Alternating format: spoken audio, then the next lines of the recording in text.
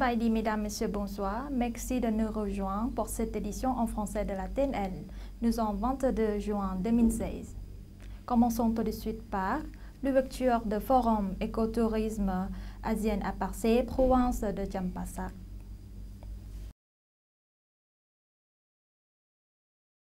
Les dirigeants des 10 nations de l'ASEAN ont participé au Forum écotourisme l'ASEAN qui s'est tenu dans le district de Parcé, province de Champasak, du 22 au 25 juin 2016, sous la présidence du professeur Dr Bosenkham Bongdala, ministre de l'Information, de la Culture et du Tourisme du Laos. Lors du forum, les participants devaient discuter de la coopération régionale en matière de développement du tourisme durable et comment il génère des revenus pour les populations. Le forum doit débattre sur le thème ASEAN sans frontières, feuille de route pour le développement stratégique de l'écotourisme, dont les recommandations et les résolutions les plus importantes qui seront incorporées dans la déclaration de Parcé sur la feuille de route de l'ASEAN pour le développement stratégique de l'écotourisme. Une table ronde ministérielle du tourisme se réunira pour examiner et approuver la déclaration de Parcé qui reflètera sur nos aspirations communes à intégrer les destinations de l'écotourisme de la région avec la devise de l'ASEAN, une vision, une identité, une communauté. La déclaration fera appel à une feuille de route coordonnée de l'ASEAN pour les secteurs publics et privés, pour les ressources et débloquer des opportunités économiques de long des corridors touristiques désignés, visant à stimuler le flux de touristes à travers les frontières, que ce soit par voie terrestre, fluviale, maritime ou aérienne. Le ministre de l'Information, de la Culture et du Tourisme, le professeur Dr Bosenkham Bongdala, a déclaré que le voyage trans-asien contribuerait à générer des économies d'échelle et de portée, en particulier dans les zones rurales, et de renforcer la durabilité de l'industrie de l'écotourisme de l'ASEAN. Ceci est un moment opportun pour les investisseurs internationaux du tourisme, les développeurs et les opérateurs d'exploiter des possibilités touristiques intéressantes à venir dans la région. Sous l'égide de la Charte de l'ASEAN et dans l'esprit de l'ASEAN, les officiels du tourisme, les investisseurs, les chercheurs, les praticiens et les experts sont invités à participer et à contribuer activement à ce forum qui fait partie de l'héritage et de la transformation de cette région méga biodiversité en une région de l'écotourisme le plus dynamique et prospère dans le monde. Le Laos a déjà accueilli le Forum écotourisme Lao en 2008 et le Forum mondial à l'écotourisme en 2009. Le Laos a mis l'accent sur l'écotourisme depuis 2009. À la suite du développement de l'écotourisme, les villageois gagnent un revenu direct des touristes en vendant de la nourriture et des produits faits à main, ainsi que par la fourniture de services liés au tourisme. En 2015, le nombre de visiteurs étrangers au Laos a atteint 4,3 millions, soit une augmentation de 4% par rapport à l'année précédente. Sur le montant total, les touristes visitant des activités d'écotourisme représentaient 15 à 20%. L'Assemblée nationale discute de plusieurs questions nationales. La réunion du comité permanent de l'Assemblée nationale a examiné plusieurs questions nationales, notamment la préparation des commissions de la loi, de la justice et de la défense nationale et de la commission de la technologie et de l'environnement. Lors de la réunion mensuelle qui a eu lieu le 21 juin sous la présidence de Mme Pani Yathotu, présidente de l'Assemblée nationale, Les membres ont écouté un rapport sur les activités de l'Assemblée nationale et échangé leur point de vue sur les résultats du contrôle de chaque commission, ainsi que les sujets de discussion de la réunion conjointe entre le comité permanent de l'Assemblée nationale et diverses parties. Le Laos et le Vietnam œuvrent ensemble pour resserrer leurs relations spéciales.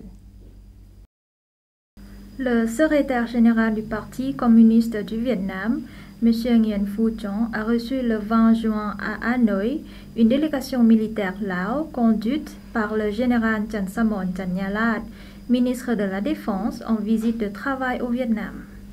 Le chef du PCV, Nguyen Phu Trong, a salué la visite de la délégation militaire lao qui, selon lui, contribuera à la consolidation et à l'approfondissement des relations d'amitié traditionnelles, de solidarité spéciale et de coopération intégrale Vietnam-Laos.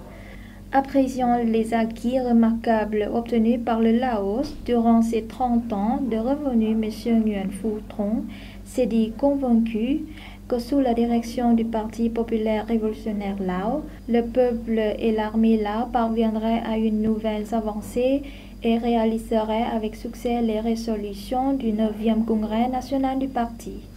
Réjoui du bon développement des relations entre les forces armées des deux pays, le chef du PCV leur a demandé de mener une collaboration plus étroite pour mieux accomplir leur mission politique et rendre efficace la mise en œuvre des programmes et accords de coopération bilatérale au service du maintien de la paix, de la stabilité et de la sécurité nationale dans chaque pays.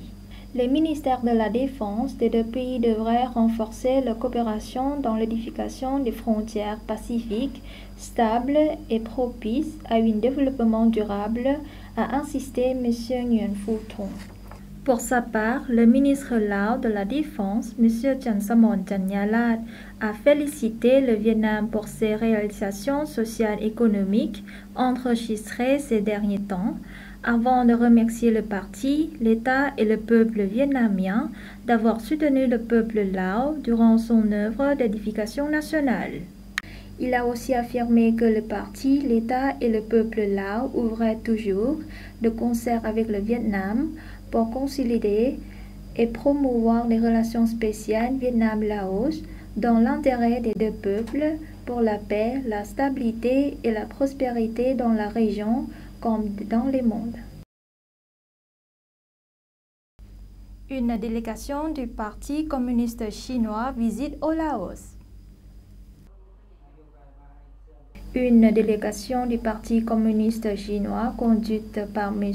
Liu Jingpei, directeur du département du personnel de Pudong de Chine, a effectué du 20 au 23 juin 2016 une visite en RDP Laos. Cette visite s'effectue conformément au programme de coopération sur l'échange de visites entre les deux pays et a pour objectif de renforcer les relations d'amitié et la coopération entre les deux parties, les deux gouvernements, les deux peuples.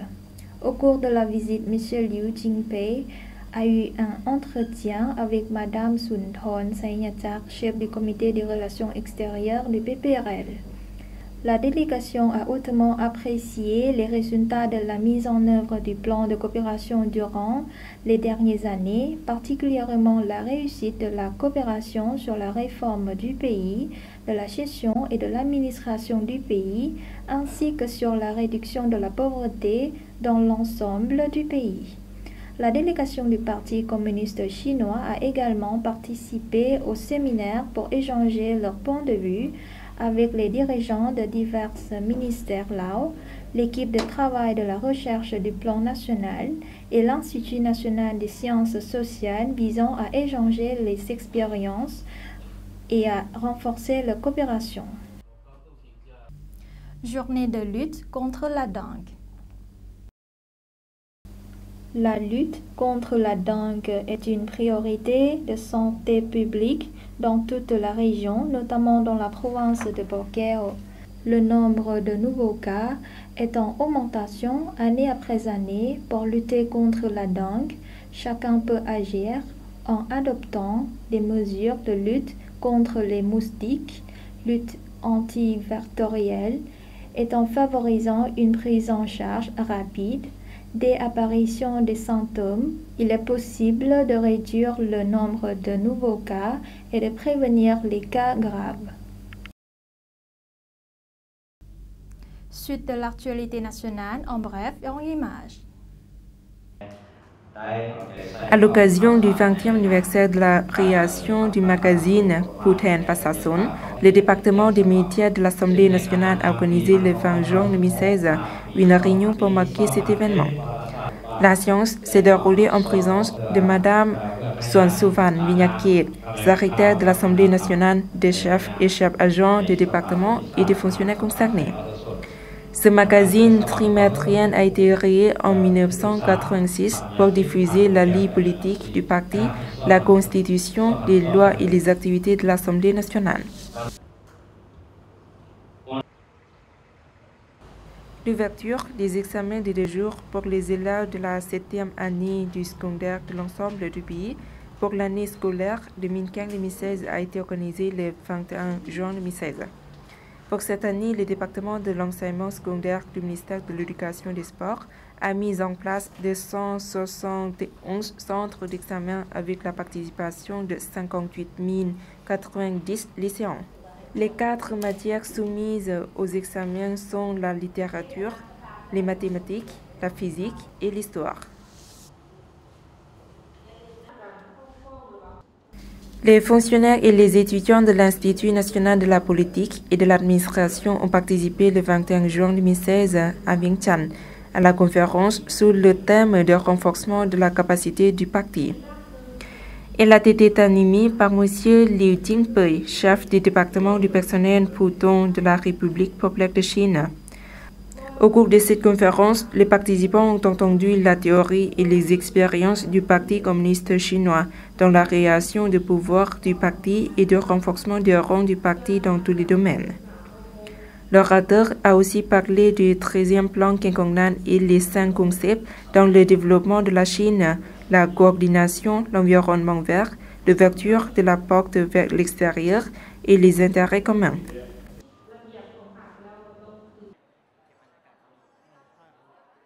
Vu la nécessité de la gestion du système de l'eau pour l'utilisation durable dans l'avenir, l'entreprise SCG a organisé en Thaïlande une formation pour discuter de l'expérience dans la gestion de l'eau.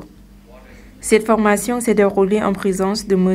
Rungrod Rangsignopak, directeur général de l'entreprise SCG et des participants des secteurs publics et privés. Lors de cette formation, les participants ont échangé des expériences avec des représentants des 3 pays exemplaires dans la gestion du système d'eau venant d'Israël, de Singapour et des Pays-Bas.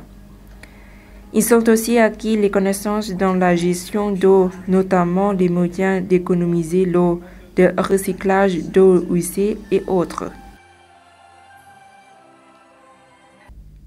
La fête de la musique célébrée à la résidence en France à Vientiane. L'ambassade de France au Laos a organisé le 21 juin 2016 une grande célébration autour de la musique. Ces festivités annuelles ont été inventées en 1982 en France et donnent l'occasion à tous les musiciens, amateurs ou professionnels, de pratiquer leur passion en toute liberté le temps d'une journée, seul un groupe devant un public aussi large que possible, ayant accès gratuitement à ces représentations. Charles, un célèbre ministre de la culture français, a organisé la première fête de la musique le 21 juin 1982. Depuis chaque année, à l'occasion du solstice d'été, la musique résonne dans toutes les rues de France et du monde comme un hymne au partage et au rassemblement de tous. Très rapidement, cet événement s'est imposé dans le monde entier par le biais de nos alliances et instituts français. Aujourd'hui, près de 125 pays célèbrent la musique à l'unisson, mêlant musiciens professionnels et amateurs de tous styles. À cette occasion, Mme Claudine Ledoux, ambassadrice de France au Laos, explique. C'est le le 21 juin 1982 exactement qu'en France on assiste à la première fête de la musique. C'est le ministre de la Culture de l'époque, Jack Lang, qui a mis en place ce festival de musique. Alors le but, c'est la musique que tout le monde partage, des moments de convivialité, de bonheur grâce à la musique. Et l'originalité, c'est qu'on soit professionnel ou amateur, on peut jouer, on joue dans la rue en France et c'est une grande fête tous les 21 juin au soir ou dans la journée.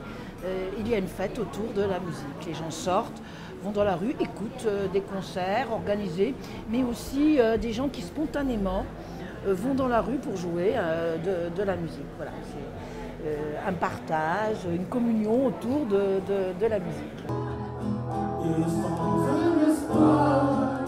Le succès de ce spectacle, dont la vidéo de promotion a cumulé plus de 70 000 vues, tel qu'il est repris par 3 jours, la semaine prochaine dans les jardins de l'Institut français de Laos. Enfin, pour faire le lien avec le secteur du tourisme largement représenté ici, Mme Claudine Ledoux rappellera également que nous œuvrons aussi beaucoup dans le secteur du patrimoine à Luang Prabang et à Champasak, que la culture et le tourisme sont largement liés et qu'il est important d'affirmer à quel point le Laos est un pays de culture.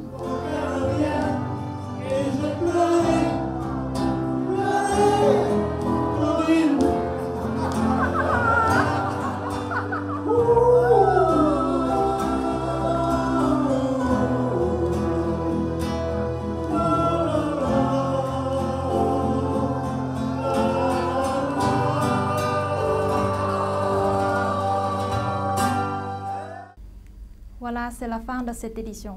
Toute l'équipe vous remercie pour votre fidélité. Pour voir ou revoir nos reportages, rendez-vous sur la page internet du journal de la TEDL. Au revoir.